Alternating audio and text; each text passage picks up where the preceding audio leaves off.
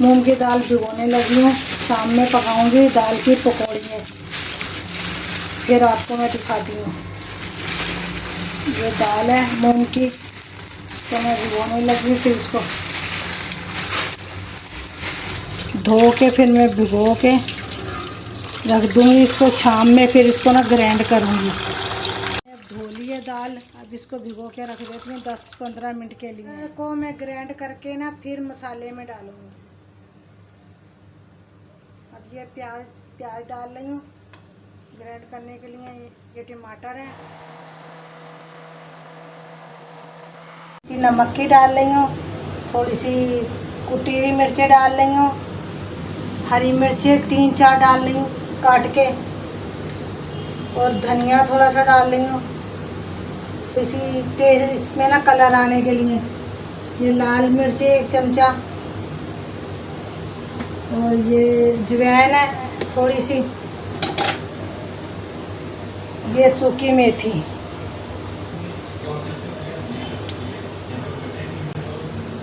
सूखी मेथी से खुशबू आती है। मैंने गरम होने के लिए चूल्हे पे रख दिया है। अब तेल डालना है, इसमें ऑयल डाल लेना है। अब इसको गरम होने के लिए छोड़ देना है।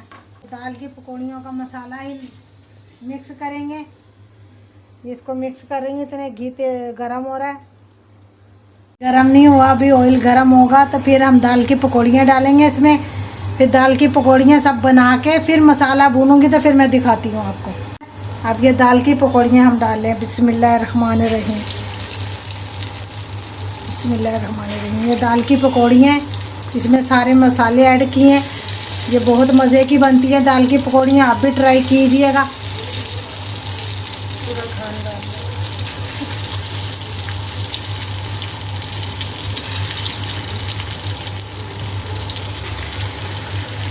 तो पकौड़ियों को पलटना है, और ये देखो कितना अच्छा ना फूल के ऊपर आ गई है। कोई इसमें सोडा नहीं डाला, कोई कुछ नहीं किया, बगैर सोडे से बनाई है। इसको भिगो के रख देना है, फिर सारे मसाले ऐड करके ना पीस के ऐड करके फिर बनानी है इसमें। कितना अच्छा देखो ऊपर वो फूल गई हैं, ये अंदर से कच्ची नहीं होंगी। और चम्मच हिलाते रहना साथ के साथ। हाँ, इसको मैं उतार रही हूँ, फिर दूसरा घान डालूँगी। इसको ऐसे भी खा सकते हैं, नहीं तो हम तो मसाला बना के उसमें डाल के फिर खाते। बहुत मज़े की ये रेसिपी बनती है। पकोड़ों की तरह पकोड़े बना के भी खा सकते हैं। इसके साथ चटनी, रायता, दही का रायता हो तो केचप के साथ भी खा सकते हैं। बहुत मज़े के लगते हैं पकोड़े ये। हम इसको दाल की पकौड़ियाँ कहते हैं, और मसाला भून के फिर बनाते हैं।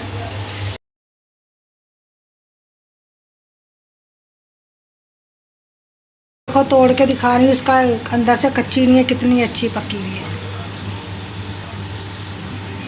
अब ये मैं ऑयल रखने लगी हूँ।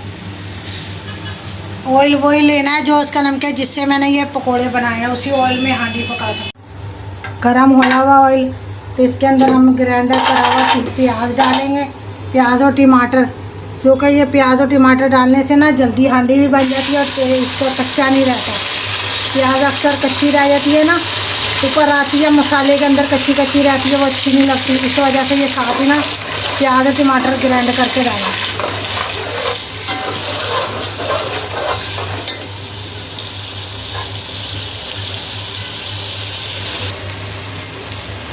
अब मैं ये ब्राउन हो गई, ये प्याज जो मैंने ग्राइंडर करी थी वो घी में काफ़ी ब्राउन हो गई। अब मैं इसमें ये सारे मसाले डाल लूँ। नमक, मिर्चें, हल्दी, कुटी हुई मिर्चें और टमाटर डाल चुकी हूँ मैं इसके अंदर। अब इसमें थोड़ा सा पानी ऐड करूँगी, क्योंकि ये मिर्चें मसाला ना अच्छी तरह भून जाए।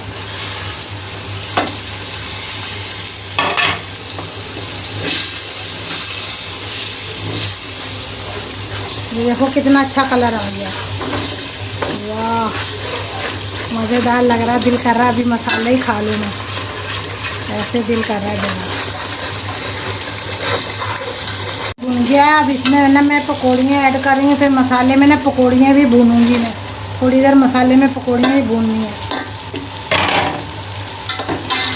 देखो कितना अच्छा कलर आ गया। पकौड़ियाँ भून लेंगे, फिर पकौड़ियाँ भूनने के बाद पानी डालेंगे।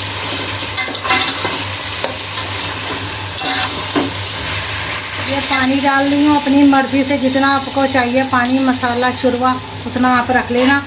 हमें तो बस इतना ही चाहिए। 2 गिलास डाला मैंने पानी।